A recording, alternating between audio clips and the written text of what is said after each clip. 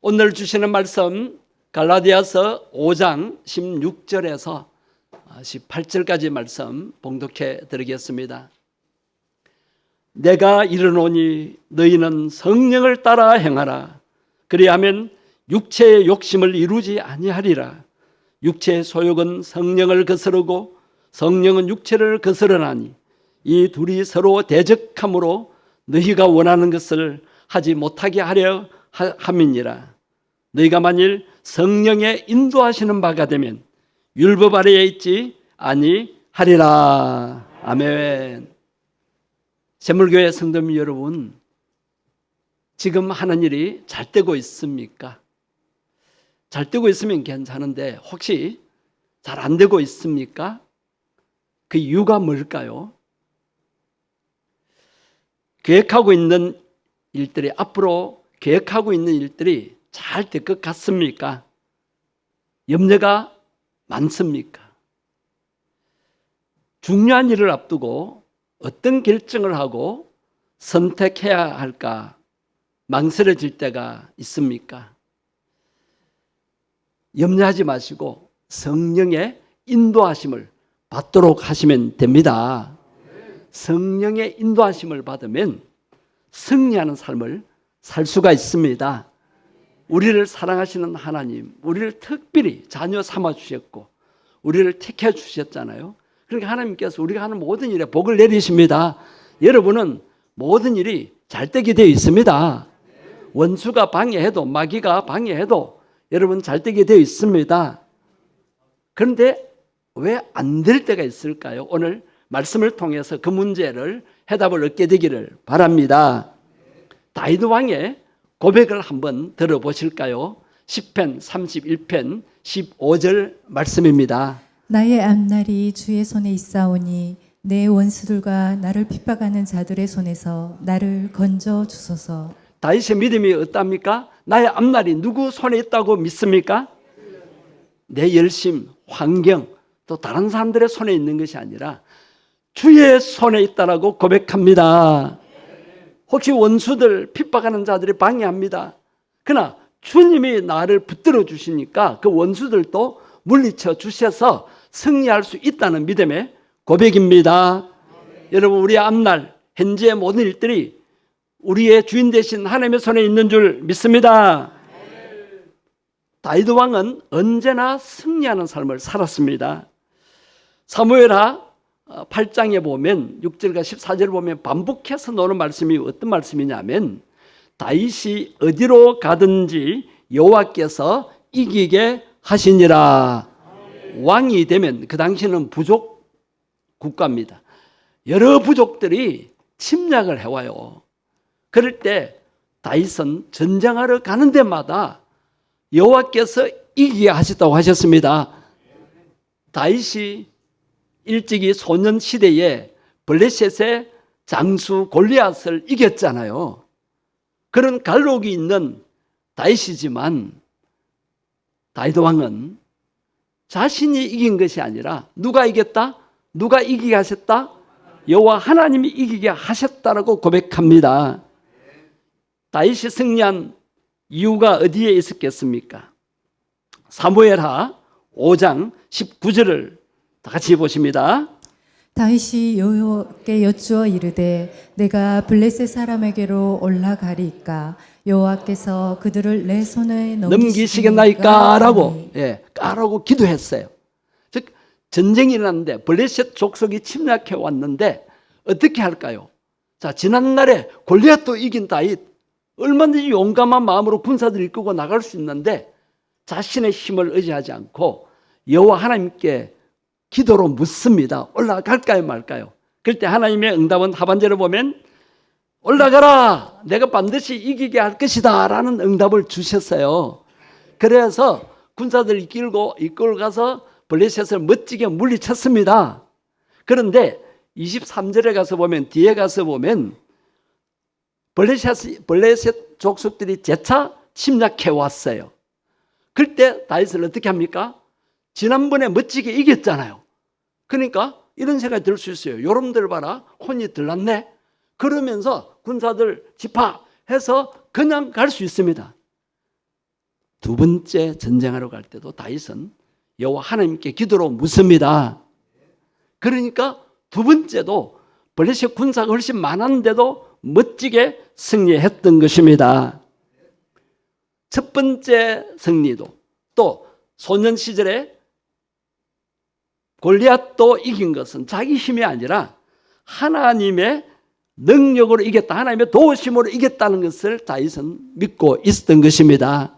여러분, 내 힘으로, 내 지혜로, 내 열심으로 세상 일들을 잘 할 수가 없습니다. 불신자들은 귀신이 도와주고 마귀가 일시적으로 도와줘서 잘 됐다고 자랑합니다. 그것은 귀신에게 속은 것입니다. 하나님 백성들은 하나님이 도와주셔야 잘 될 수 있다는 믿음으로 사시기를 바랍니다.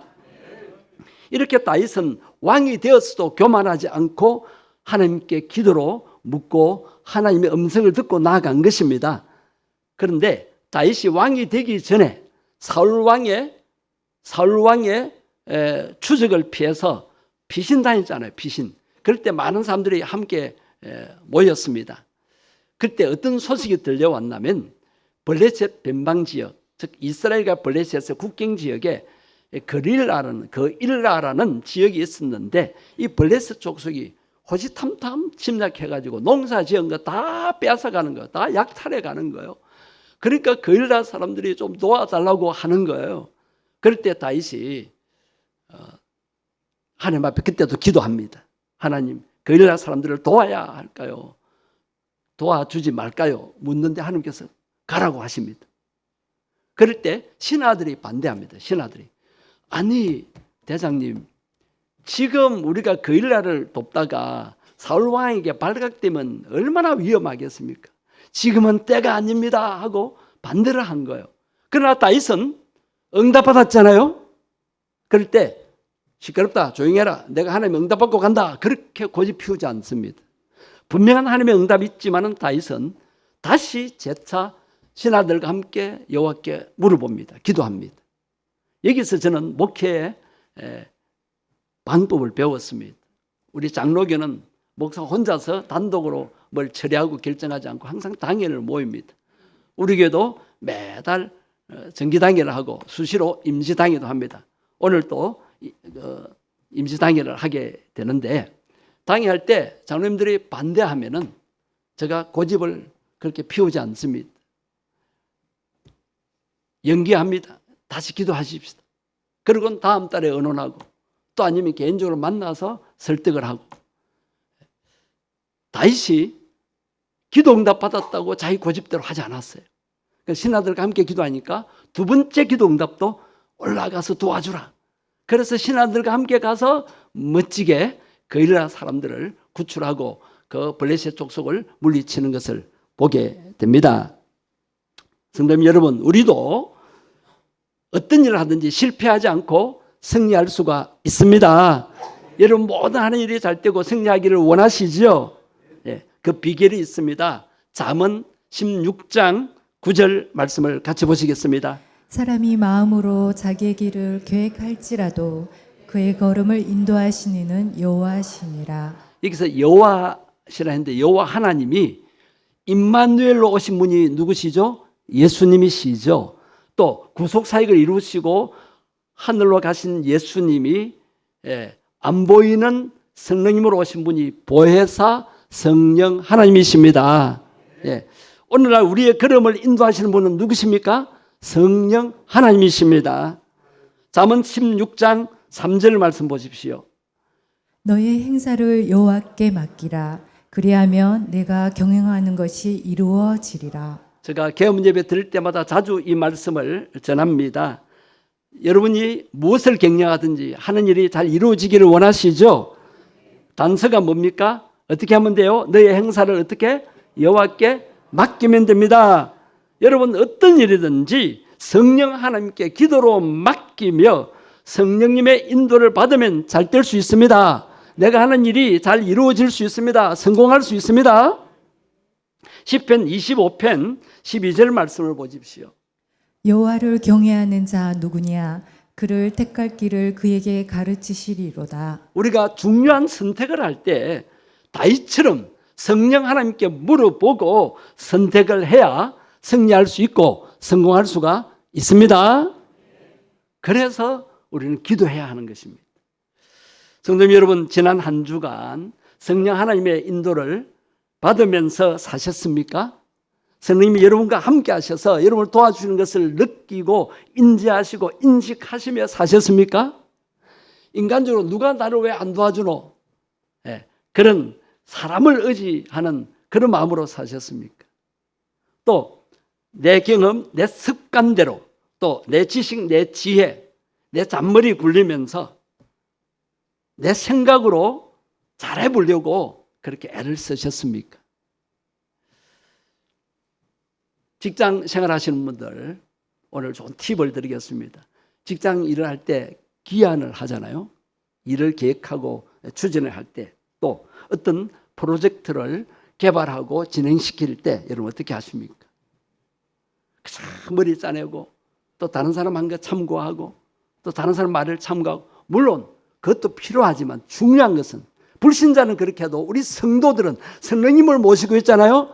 나를 도와주시는 보혜사 성령님, 그분의 도움을 받으셔야 합니다. 성령님의 도움을 받으며 성령님이 주는 감동이나 그 다음에 영감, 아이디어를 받으시면 불신자보다 훨씬 일을 잘해갈 수 있습니다. 그래서 인정받고 그래서 과연 예수 믿는 사람 다르구나, 하나님의 사람은 다르구나 하는 것을 보여주는 것이 우리의 직장 생활이고 사업하는 것입니다. 직장이나 노동 현장에서 작업을 할 때 힘들잖아요. 어떤 분은 손가락이 막 아프답니다. 어떤 분은 팔다리가 아프다 그래요. 그래서 어떤 분은 와서 목사님 제가 다리도 아프고 팔도 아파요. 또 그 무릎도 아파요. 막 그런 하루 종일 서서 작업을 하니까 그런 이야기 들을 때마다 저는 가슴이 아픕니다. 그럴 때 물론 기도해 드리지만 여러분이 어떻게 해야 될까요? 그럴 때마다 성령님께 도와달라고 기도하면서 일을 하셔야 됩니다. 그러면 신기하게도 성령님이 그 능력의 손으로 붙들어 주시고 능력의 팔로 우리에게 힘을 주십니다. 요사이 주식 열풍, 그 코인 열풍이 불어닥치고 있습니다. 대통령이 바뀜으로써 우리나라 코스피가 뭐 3,000으로 올라갔습니까? 뭐 올라가고 지금 야단입니다. 또 코인 시대가 된다고 합니다. 코인도 통화가 된다고 막 그렇게 하잖아요. 여러분 중에 혹시 주식이나 코인에 투자해 보신 적이 있습니까? 큰 손해를 봤습니까? 아니면 큰 이득을 보셨습니까? 아마 우리 교회 성도들 중에 큰 이득은 못 본 것 같아요. 특별 11조가 들어온 적이 거의 없는 것 보면 알 수가 있습니다. 급변하는 주식 시세나 코인 동향을 모르기 때문에 잘못 투자하다가는 크게 손해볼 수가 있다는 걸 유념해야 합니다. 그런데 이런 마음에 내가 주식해서 내가 코인해서 한번 성공하고 싶다 하고 그런 마음이 뜨겁게 일어난다는 분이 계신다면 그 감정으로 하지 마십시오. 꼭 성령 하나님께 기도해보고 하시기를 바랍니다. 이 말을 하니까 이 말을 잘못 들으면 야 우리 샘물교회 목사님은 주식하라 한다. 코인에 투자하라 한다. 또 그 말만 전해요. 내 욕심이 아니라 하나님의 영광을 위해서 해보시라는 말씀입니다. 그래서 이득을 본다면 어려운 이웃을 돕겠습니다. 동남아시아나 아프리카에 헐벗고 굶주리는 사람들을 돕겠습니다라는 분명한 목적을 세우고 기도하면서 한번 투자해 보시라는 것입니다. 내 욕심이 아니라. 주식이나 코인이 불법이 아닙니다. 합법적이죠. 그러나 투자하기 전에 성령님께 꼭 물어보고 성령님의 감동과 인도를 받으면서 해보시라는 것입니다. 어떤 분이 그럽디다. 썩어질 세상 물질이에요. 세상 사람들을 왜 투자합니까? 돈이 많은 사람이 더 불리려고 욕심으로 막 투자를 합니다. 그런 사람은 잃어야 돼요. 그래야 가난한 사람이 이득을 볼 거 아닙니까? 그러면 여러분들이 정말 선한 목적을 가지고 정말 선교의 목적과 불쌍한 사람들을 생각한다면 그렇게 기도해서 성령 인도받아서 투자해서 이익이 생긴다면 내 욕심으로 사는 것이 아니라 불쌍한 사람을 돕기 위해서 살 수도 있지 않습니까? 꼭 하고 싶으면, 꼭 하고 싶은 사람이 있다면 그렇게 하라는 것입니다. 그게 아니고 그냥 내가 좀 편안히 돈 벌어서 내 노후를 좀 편안하게 살겠다, 그런 생각으로는 투자하면 다 날립니다. 그리고 사람을 설득하는 일에 종사하시는 분들이 계실 겁니다. 중요한 것은 사람 마음을 움직여야 계약을 따낼 수 있고 또 실적을 올릴 수 있지 않습니까? 그럴 때 그 사람의 마음 움직이는 게 쉽지 않아요. 감동을 줘야 됩니다. 감동을 줘야 됩니다. 어떻게 해요? 성령님이 사람 마음을 움직이십니다. 여러분이 아무리 좋은 선물을 줘도요, 꿈쩍도 안 하는 사람들 많습니다. 성령님께 기도하면서 성령님의 인도를 받으면서 그 사람과 대화하면서 소개하고 설득을 해 보십시오. 그 사람의 마음을 누가 움직여 주신다? 성령 하나님이 움직여 주시는 것을 경험할 수 있을 것입니다. 서울의 어느 교회 권사님의 간증입니다. 이분이 생활이 넉넉한데도 전도를 잘하고 싶어서 보험회사에 가서 교육과 훈련을 받게 되었습니다. 보험회사 가면 고객 응대를 어떻게 할까, 고객 감동을 어떻게 시킬까, 고객 졸도를 어떻게 시킬까, 고객 설득을 어떻게 할까, 그런 걸 잘 배워줍니다. 이 권사님이 이제 교육을 받고는 명함을 이제 그 회사에서 만들어줘요. 그걸 가지고 사람을 만나러 다닙니다. 만나서 보험을 소개합니다. 그러면 대부분의 사람들이 내 보험 돈 없어요, 또 안 들어요, 또 든 거 있어요, 막 그렇게 하면서 거절을 합니다. 그럴 때 권사님은 그런 거 전혀 신경 안 쓰고 웃으면서 괜찮습니다, 보험 안 들어도 됩니다. 근데 제가 돈 안 들은 보험 하나 소개할게요 하면서 예수님을 믿으면 성령 하나님이 우리를 보호해 주십니다. 천국 보험을 소개하고 예수 보험, 복음 보험을 소개한 거예요. 그 사람이 받아들인지 안 받았는지 그렇게 하면서 명함을 주고 수많은 사람을 만나서 명함을 엄청나게 나눠줬어요. 몇 달 지났어요. 몇 달 지났는데 막 전화가 오기 시작하는 거예요. 예수 믿겠다는 사람, 천국 보험 들고 싶다는 사람, 예수 보험 들고 싶다는 사람도 생기고, 신기하게도 보험 계약을 하자고 전화한 사람이 많다는 거예요. 그래서 이 권사님이 보험 실적에는 전혀 관심이 없었어요. 그분은 뭐 돈 벌기 위해 한 게 아니에요. 그런데 이분에게 보험 계약을 한 사람이 엄청나게 많아가지고 보험왕이 되었어요.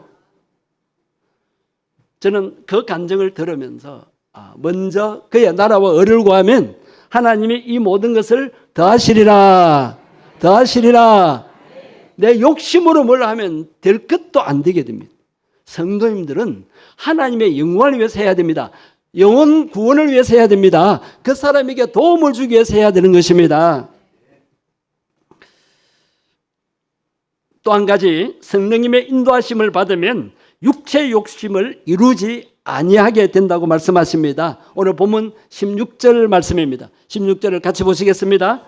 내가 이르노니 너희는 성령을 따라 행하라. 그리하면 육체의 욕심을 이루지 아니하리라. 여러분, 육체의 욕심은 끝이 없지요. 채워도 채워지지 않는 것이 사람의 욕심이라고 합니다. 조지본이라는 유명한 코미디언이 이런 유머를 하였습니다. 하나님께서 아담 이브를 만드시고 에덴 동산에 살게 하실 때에 그들에게 옷을 주지 않고 벌거벗고 살도록 했어요. 서로 부끄럽지 않도록 그렇게 영적으로 충만해서 살게 하셨어요. 그렇게 한 이유가 옷을 주면은 이제 이런 뭐 성경의 내용이 아닙니다. 이분의 유머입니다. 옷을 주면은 주머니를 달아달라고 할 것이고, 주머니를 달아주면은 돈을 많이 채워달라고 할 것이기 때문에 하나님이 옷을 아예 주지 않으셨다고 합니다. 이 풍자는 인간의 끝없는 욕심을 꼬집는 이야기라고 생각이 됩니다. 여러분이 잘 아시는 야고보서 1장 말씀 잘 아시죠? 욕심이 잉태한 적 죄를 낳고 죄가 장성한 적 사망을 낳느니라. 여러분, 우리 성도들입니다. 우리는 하나님의 자녀들입니다. 하나님의 백그라운드를 믿고 사는 자들입니다. 그래서 육체의 욕심에 이끌려 살지 않기를 바랍니다. 사람은 환경에도 이끌리고 본능과 욕심에 이끌려 살기도 합니다. 사람이 육체의 욕심에 사로잡히면 정신을 못 차리게 되고 나중에는 비참하게 되기까지 합니다. 여러분, 기도할 때도 내 욕심대로 내 뜻을 관철하기 위해서 하나님과 싸우듯이 기도하면 안 됩니다. 어떻게 기도해야 돼요? 하나님의 뜻을 구하는 기도를 해야 합니다. 처음에 내 기도가 이것이 하나님의 뜻인지 내 욕심인지 모르지만 기도하다 보면 성령님께서 깨닫게 하세요. 처음에 내 기도는 내 욕심을 한 것 같지만 기도를 성령님이 도우시고 성령님이 깨닫게 하시는 것은 하나님의 뜻대로 기도하라고 우리를 인도해 주십니다. 우리를 도와주십니다. 여러분, 기도를 하나님 뜻과 아는 것 없이 내 욕심대로 구하면 안 됩니다. 하나님 뜻대로 기도해 주십시오. 하나님의 뜻대로 응답해 주십시오. 성령님, 내 기도를 도와주십시오. 그렇게 기도하십시오. 어떤 모임에 가서 어떤 단체에서도 자기 욕심을 챙기는 사람이 있어요. 그러면 안 돼요. 내 욕심을 챙기면 안 됩니다. 또 어떤 분은 자기 고집만 자꾸 내세워서 관철시키려고 합니다. 고집을 꺾지를 않습니다. 그러면 안 됩니다. 그런 사람은 모든 사람을 나를 위한 수단으로 나의 행복을 위한 방편으로만 삼을 뿐입니다. 그런 사람 다 싫어합니다, 여러분. 누구를 위해 살자고요? 나의 유익을 위해 살지 말고 복음서에 보면 남의 유익을 위하여 살아라. 그렇게 살면 하나님께서 우리 삶을 부유하게 해 주십니다. 넉넉하게 해 주십니다. 또 말씀드립니다. 손해보는 삶을 살자. 절대 손해 안 보게 하십니다. 내가 사람 때문에 손해봤다. 그것 때문에 고민하고 그 사람 미워하지 마십시오. 사람 때문에 손해본 것을 하나님께 맡기면 하나님께서 몇 배로 갚아주십니다.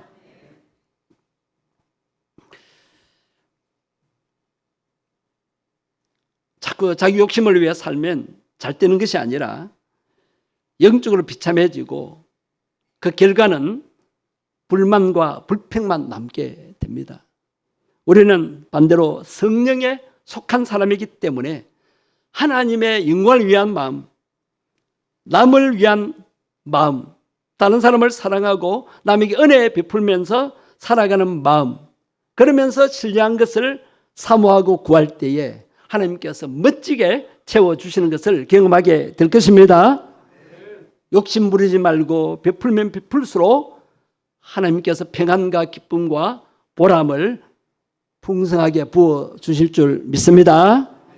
육체의 소욕과 성령의 소욕이 서로 대적한다고 했습니다. 오늘 보면 17절을 같이 보시겠습니다. 육체의 소욕은 성령을 거스르고 성령은 육체를 거스르나니 이 둘이 서로 대적하므로 너희가 원하는 것을 하지 못하게 하려 함이니라. 이 둘이 대적함으로 우리가 원하는 것, 이 말은 하나님의 뜻을 이루지 못하게 만든다는 것입니다. 땅의 것에 집착하는 마음, 현실에 매이고 세속에 이끌리고 시기, 질투, 미움, 정오와 욕심에 이끌리는 이런 마음을 육체라고 표현하고 있습니다. 우리 안에는 항상 육체의 소욕과 성령의 소욕이 대적합니다. 이 두 소욕으로 인해 언제나 갈등이 공존하고 있음을 알게 됩니다. 이 두 소욕은 언제나 서로 거스릅니다. 우리가 원하는 것을 못하게 합니다. 하나님 뜻을 이루지 못하게 합니다. 그렇기 때문에 우리는 성령을 따라 행해야 합니다. 로마서 8장 6절 말씀에 육신의 생각은 사망이요 영의 생각은 뭐라고요? 생명과 평안. 여러분, 사망에 빠져들어가면 안 되잖아요. 생명을 얻고 평안을 누려야 되지 않습니까? 육체와 성령은 서로 대적한다고 했습니다. 중간 지대는 없습니다. 하나님께 속하든지 마귀에게 속하든지 하나님을 섬기며 살든지 세상을 섬기며 살든지 둘 중에 하나를 선택해야 합니다. 우리 안에서 성령의 소욕과 육체의 소욕, 성령의 법과 육체의 법이 서로 대적하고 있다는 것을 항상 여러분이 인식하셔야 됩니다. 예를 들면 주일 성수하는 문제를 가지고 갈등을 합니다. 오늘 교회 갈까 말까? 오늘 피곤한데 예배 드리러 갈까 말까? 이번 주에 집안 행사가 있는데 어떻게 할까? 이런 육체의 소욕과 성령의 소욕이 대적을 하게 되는 것입니다. 이때 우리는 누구를 따라야 합니까? 누구의 인도를 받아야 합니까? 또 어떤 분들은 새벽 기도에 갈까 말까? 오늘 전도한 날인데 전도하러 갈까 말까? 헌금을 드릴까 말까? 봉사할까 말까? 예배 마치고 청소할까 말까?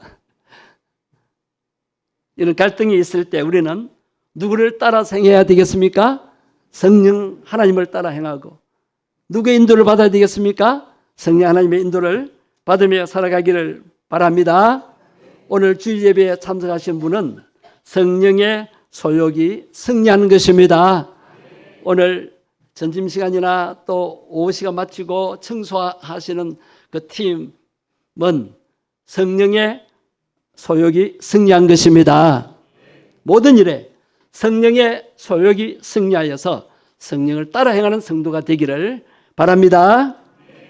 여러분들은 자신의 마음을 깨끗하게 비우려고 어떤 노력을 해본 적이 있습니까? 정욕을 이기려고 또 죄를 이기려고 몸부림쳐 본 적이 있습니까? 잘 되던가요? 잘 안 될 때도 있습니다. 내 노력으로 내 힘만으로 안 된다는 것입니다. 인간은 스스로 자기의 육체를 이기지 못한다고 성경은 말씀합니다. 육체의 욕심을 극복할 수 있는 비결은 바로 성령을 따라 행하는 것 외에는 다른 방법이 없습니다. 새봄이 돌아오면 연한 새잎이 나는데 그때 지난해 말라붙은 남은 잎을 떨쳐버리고 새잎이 나옵니다. 죽음을 몰아내려면 생명을 받아들여야 합니다. 미움을 몰아내려면 사랑을 나타내야 합니다. 악을 물리치려면 선을 행해야 합니다. 어둠을 물리치려면 빛을 받아들여야 합니다.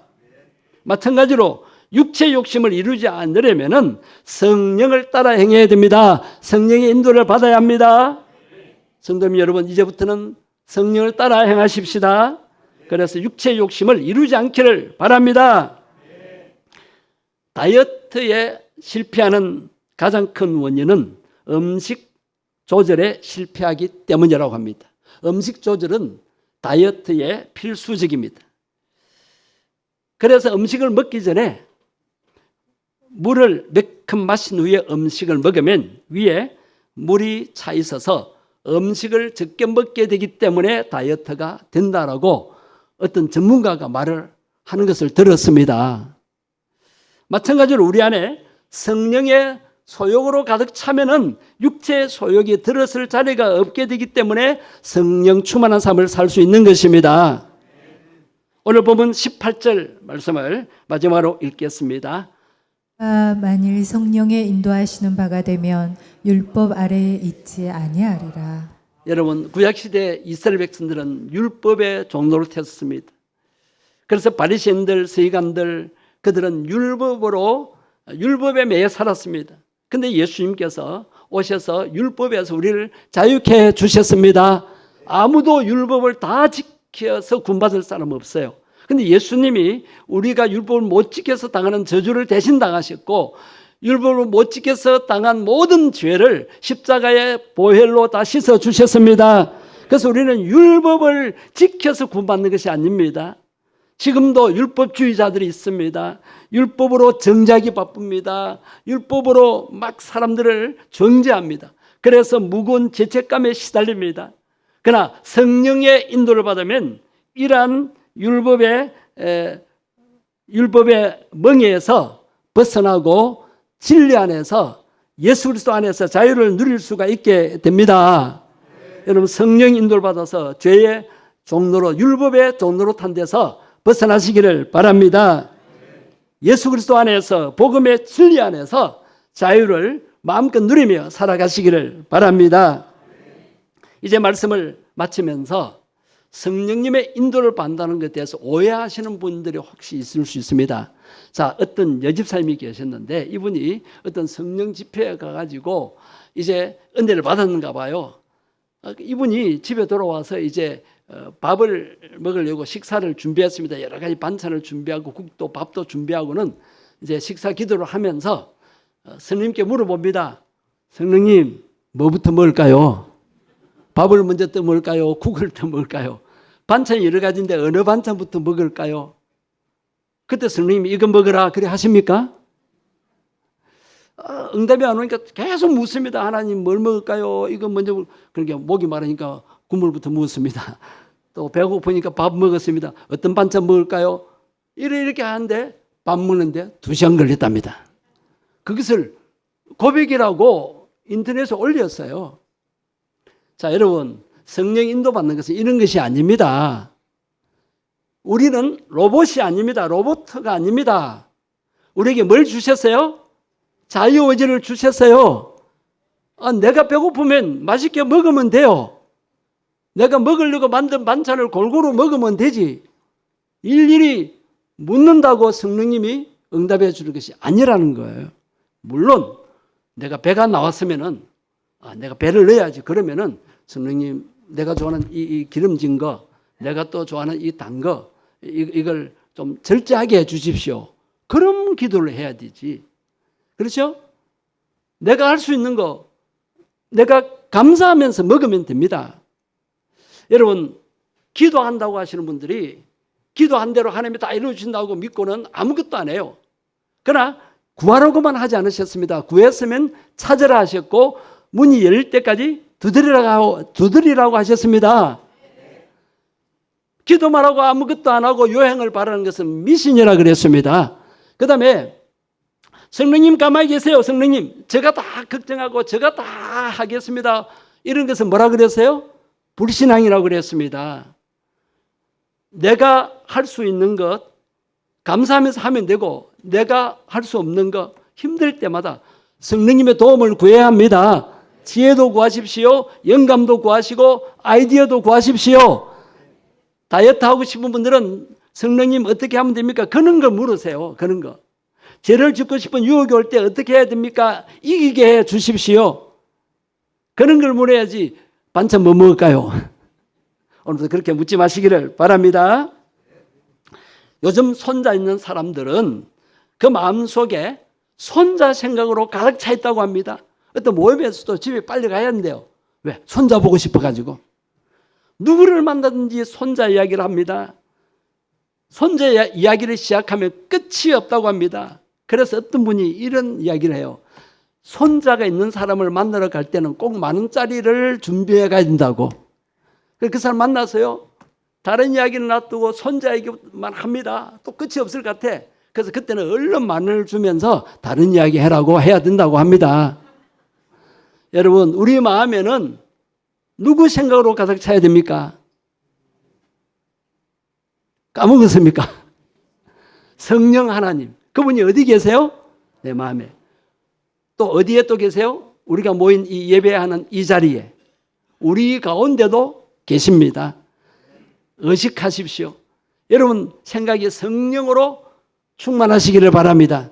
그래서 무슨 일의 답은 성령 하나님 의지하는 겁니다. 그분께 물어보는 겁니다. 그분의 인도를 받는 것입니다. 어떤 상황에서도 성령 하나님께 기도하여 성령의 인도를 받는 삶을 살아가시어서 다윗처럼 승리하는 삶을 사시기를 주의 이름으로 축복합니다. 기도드리겠습니다. 성령님 우리 안에 계십니다.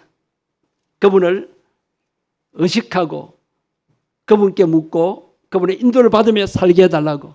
성령님을 잊어버리고 성령님 의식하지 않고 내 지혜, 내 경험 또 세상 방법으로 살려고 했던 것 회개하고 성령이 인도받게 해달라고. 성령님 의식하고 성령님 의지하며 살겠습니다. 그렇게 고백의 기도를 하십시다. 주의 이름 한번 부르고 통성으로 기도하시겠습니다.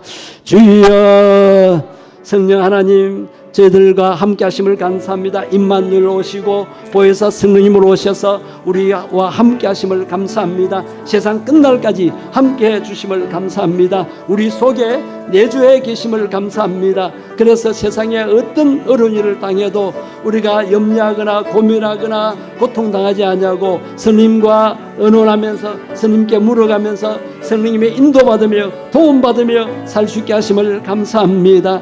그런데 지난날 성령님을 의식하지 못하고 성령님을 무시하고 성령의 능력을 제한하고 내 생각, 내 감정, 내 기분대로, 내 의지대로, 내 열심대로, 내 지식대로, 내 경험대로 살았던 것을 회개합니다.